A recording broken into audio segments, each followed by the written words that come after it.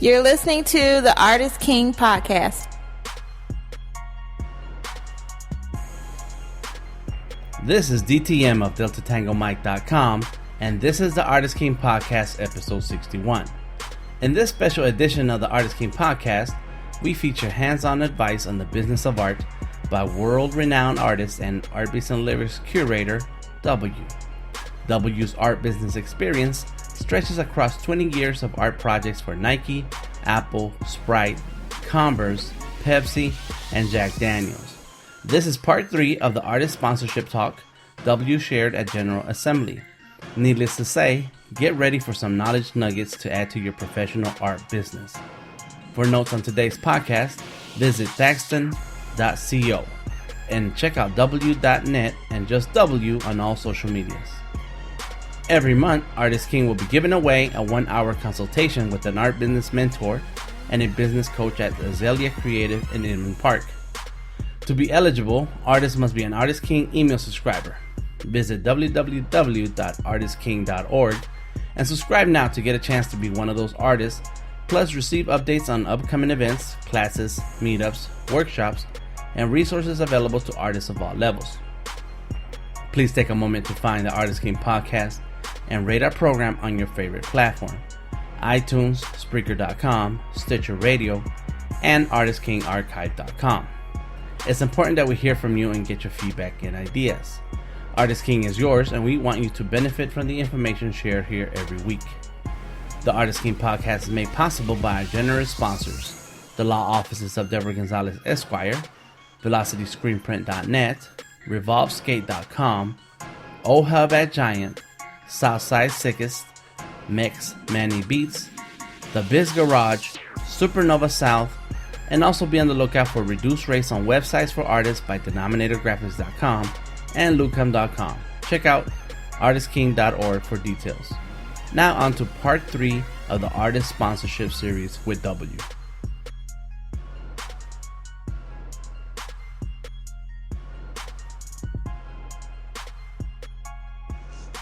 My name is Dwayne Wright. I'm known to many people as W, and I'm the curator of art beats and lyrics, as well as a visual artist and designer. When was the first time people started calling you W? First time people started calling me W, I would say like in the late 90s. Mm-hmm. Yeah, the late 90s. Okay. You were grown. Yeah, I was an adult. Yeah. Not when you were kids. Nah, I wasn't. See, what happened is, my name is Dwayne Wright. My initials are DW, and I've been signing my initials for years. Okay. Like in the 8th grade, I started. It's a lot easier just to sign your initials. And so I had a teacher that was like calling me DW. But at the time, you had like Darkwing Duck out there. Yes, I was thinking about that. Yeah, that lets you know what age range you're in. You like Darkwing Duck, and people call me Darkwing, and so like the Dwayne Wayne from. So there's the name Dwayne has a lot of connotations to it. So it went from DW to D Dub and D the Dub. I was like, you know what? How about W? There's not that many people with that letter attached to them, so I could have it to myself. It's a very clever brand because the word starts with the letter D. Yeah. But it pronounces out the letter W. Yeah. It's the dictionary spelling of the letter W. So that's like the perfect combination ever. And you remember it. Yeah. I think how many people in your life you call D or J. Everybody, yeah. I only know one person named H. What? I know a couple people named Z. But you never meet anybody named W or R. You never meet anybody named R. No. Like, my name is, R. Thomas. That's a restaurant. But you never meet anybody, hi, my name is R. Kelly. Yeah. R. Kelly. Yeah, but it's R. Kelly. It's not R. Right, not the letter by itself. It's not spelled A-R-R. Right. Damn. That's crazy. But when you said Darkwing Duck, that's where I remember hearing the W. Yeah. Because in Darkwing Duck, there was that robot. The big robot guy, and he would call Darkwing Duck DW. Yeah. I remember that. Yeah. That's a whole long time ago, man. Darkwing. Yeah. That was a cool cat. All right, so we've been talking the last few podcasts about sponsorships for artists, and it's a very important thing because sponsorship is a very important part of being an artist and building an art career, because that's one way to get money and make money with your art. It is one way. Mm-hmm. There's many ways. There are tons of ways. Yeah. This is just one way to help get funded for things. Mm-hmm. There are other things you can do, whether it's crowdsourcing, grants, but this is just one option. Mm-hmm.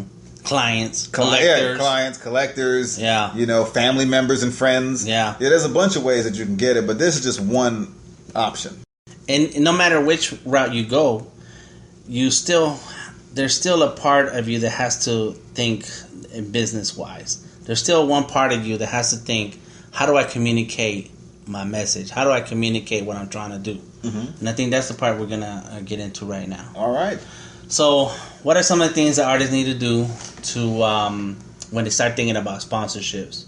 And you're an artist, you have some body of work. What's next? Okay.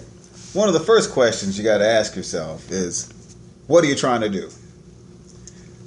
That is the most important thing, because if you don't know that, there's no point in doing anything else. You got to know exactly what you're trying to do. Okay. Whether it's I want to get paid. Yeah. Okay. That is something that you want to happen. Oh, okay. But what are you trying to do? All right. So whether it's an event, whether it's a project where you want to build a cool thing or you want to create something, you got to be clear about what are you trying to do and have it written down, which is very important. A lot of people like to write things down. You should write it down. You write it down. Yes. And also be able to express it concisely. So if somebody asks you, what are you trying to do? You can rattle it off like, bam. That's super important. I can't stress that enough. Right. Know what you're trying to do. So give us an example of what that sounds like. You do art, beats, and lyrics, and I saw you do a solo show at Atlantic Station. Yeah. And so what is that? What are you trying to do? How do you explain one of those? Well, people ask me, I had a show called My Uzi Weighs a Ton. Oh, yeah. Uh-huh. And they're like, what's the show about? I'm like, it's about America's fascination with firearms. Mm-hmm. Boom. What's our beats and lyrics about? It's a traveling urban art exhibition. So you in short words, you get the big idea. You get the big idea. Uh-huh. Now, having it concise like that will help in your proposal writing and in your media. Because when you do interviews, people are going to ask you those questions. What are you doing? What is it about? And you're able to say that to them very quickly because they don't have a lot of time. And that's not the time in which you want to fumble your words and seem like you don't know what you're talking about. So when they ask you, what is your show about? What is your project about? You should be able to rattle it off really fast. Got it. Yes. And it starts off by you figuring out what you're trying to do. What are you trying to do? It may seem like a very simple question, but it's very important. What are you trying to do? Right. And then the next one will be, who are you trying to do it for? Okay. I'm quite sure that's probably bad grammar. But for this, who is the audience you're trying to reach? Okay. And that's very important because if you're doing it for yourself, that's great. But when you're asking for other people's money, you want to incorporate the audience a little bit. So you got to say, who is your people?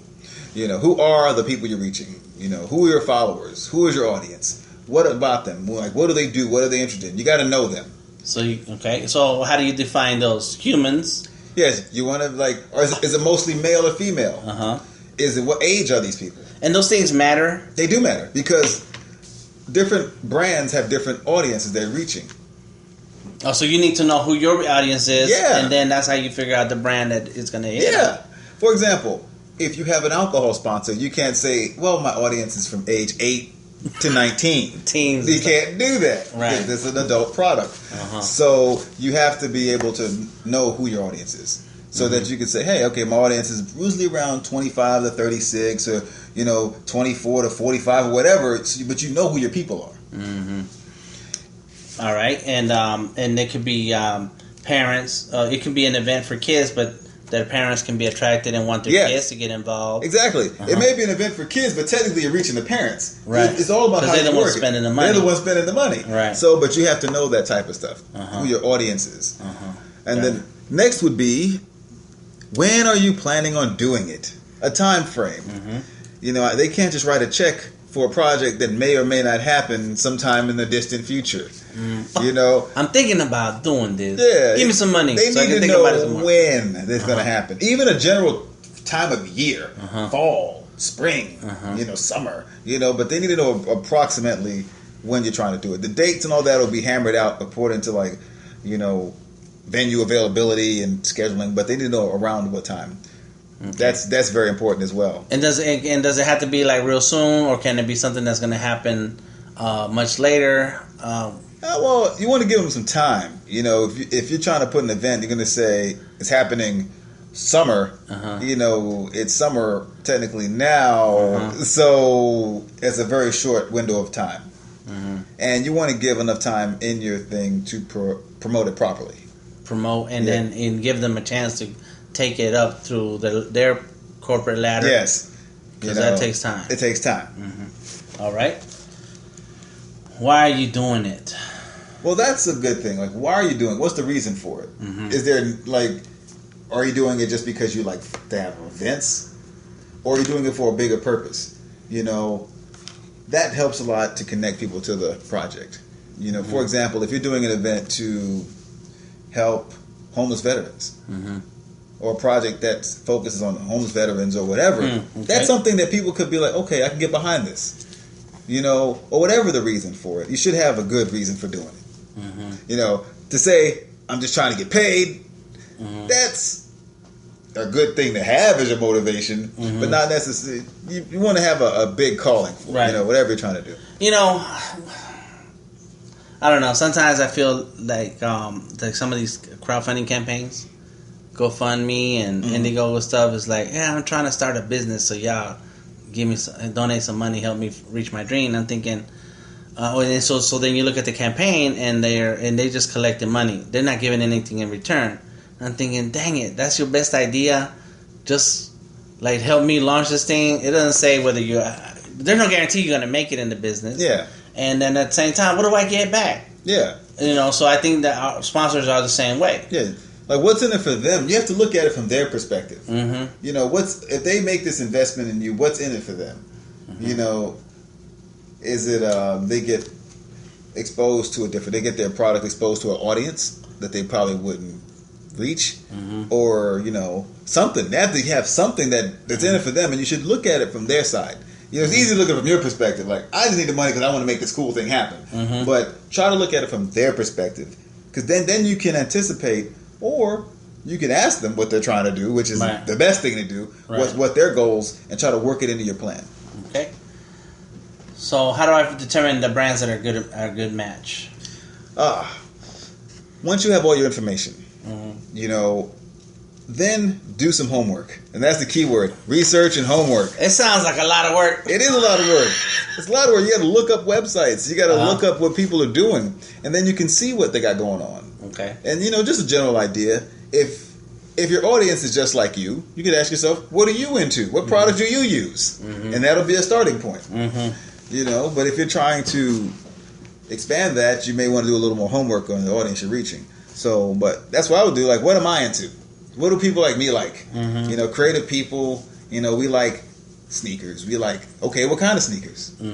What are the sneaker companies out there? And then you find one, like, okay, what do they got going on? Who are they marketing to these days? And then he's like, okay, who's a person to reach in this company? And then you just keep doing your research, and then you can doing more homework and just surf the net. The information is out there a lot of times. You just got to take your time and look for it. Got it. And then another thing artists need to know is, how much do you need to get it done? Yes, budgeting.